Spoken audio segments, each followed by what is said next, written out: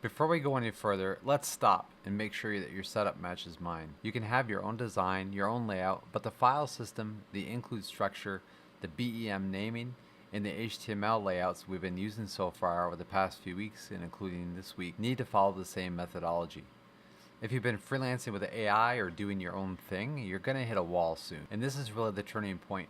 From this point on, everything builds on top of the structure we've built that ends up using a config and an init in the include structure that we just went over.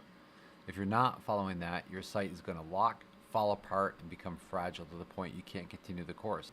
The important thing to remember is that pages are made up of parts now. In order to start our web application, we first have to configure it. Then we need to initialize it to get things started before we call in the header of the site, then the content of the page, and then the footer of the site. In our last lesson, we went over how to set up the file system. So here's the home page with those includes. And on the left, you can see my folder system with all the folders open. If we're all set up and ready to go, let's play around with some PHP and see how that starts working into web development. Now, we've already used the includes and set up the config file and init file, but we really didn't go over a lot in terms of how PHP works. So what I've done is on my home page, I've set up a little debug block. Now in our template layout here, we need to first call the init file, and then we can do some stuff, I'm going to call it for now, before calling the site header. And this stuff is most likely going to be like getting data, grabbing user input, and working with information to set the page up. And then down below in the HTML and the includes, we can use that data. So here I'm going to uncomment this block. I'll just show you real quick what the debug block class looks like by using peek to bring that up. It's just a simple box with a red border with some margin, padding, and a little sticky note yellow background.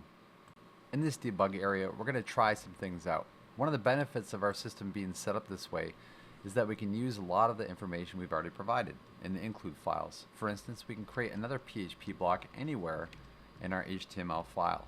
So in this case, I'm going to put a PHP block here and say echo, and then we're going to echo something like the includes path. Now when I start typing, you'll see that the includes path shows up as a choice. This is a global constant we set in the config file. So if I echo this and hit save, you'll see it actually prints out the path that's being used, and it goes directly to the includes folder. This is really handy so we can quickly see what a value is before we work with it.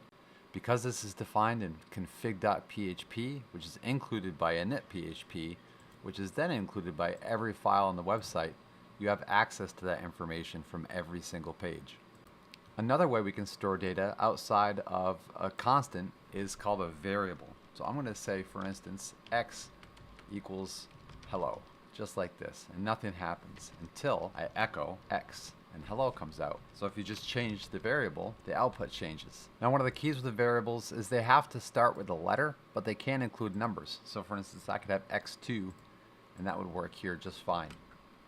Okay, but if I put 3x2 with a number first, you can see it starts to have a problem. Another thing it doesn't like is spaces. Okay, so if I put a space in there, you can't have a variable with a space. Instead, you use an underscore. We also talked about concatenation. So you can put a period, for instance, and say, what are you up to? And it'll just tie these strings together like this into one sentence. Another method of outputting data, which is going to be even more helpful to us, is called var dump. And this is also a PHP built-in function. So we need to wrap parentheses around the value. And you can see that var dump is like echo, that prints out the value of what we're looking at, but it also tells us more information. More importantly, what type of data we're looking at. In this case, we have something called a string. And a string is a series of characters surrounded by quotes. So in this case, we have two strings concatenated together to make one full big string. Now, if I change my greeting, for instance, to 4 without quotes and hit save, you'll see I get different output. In this case, the data type is an int, which is a computer way of saying a number. The value here is 4. And this shows up very different than echo, which is just print out the number 4. If I add a decimal, 4.1, it turns into a different data type called a float, and that's fancy for decimal. We can also use true here without quotes, and that's something called a Boolean. And a Boolean can either be true or false.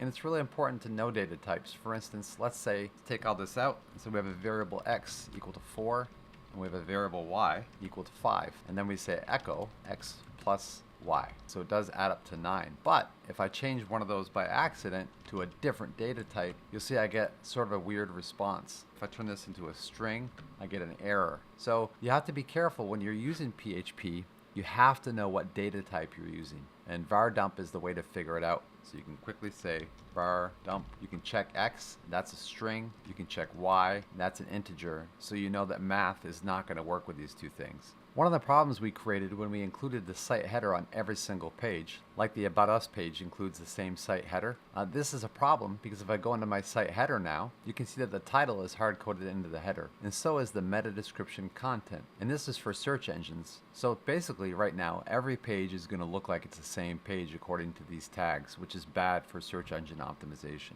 So what we have to do is come back into our file and define a variable. In this case, I'm going to create one called page name. And we'll say this is Darren's site, and this is my home page. And then we'll create another variable called page description. We'll create a description here. It says these are great products. Okay, and nothing happens here.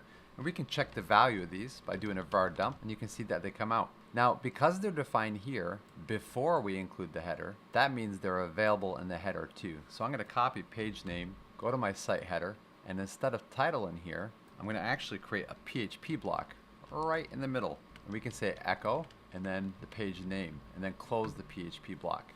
Now if we put this on a different line so you can see it better. Okay, when I hit save, you'll see that it changes. Now it says at the top here, Darren's site, vertical line, and then home page. And if I right click and view source, you can see that the description still says this site is great. So we need to do this again for the description. And we can put this right into an HTML tag. It just does substitutions, so it's perfectly fine to do this. If I refresh the page, you see now the content has changed to these are great products. Okay, so what that means is I also need to go in and do this to About Us. So I'm going to grab these two variables in this block, and all we need to do, I don't need to debug at this point because we know what's going to happen, is we just need to make sure that these are available in the About Us page. So we can say Darren's site, About Us, and if I go back and visit About Us, you can see that it does say Darren's site, About Us, and if you view the source, you can say we are a fun group of folks. Okay?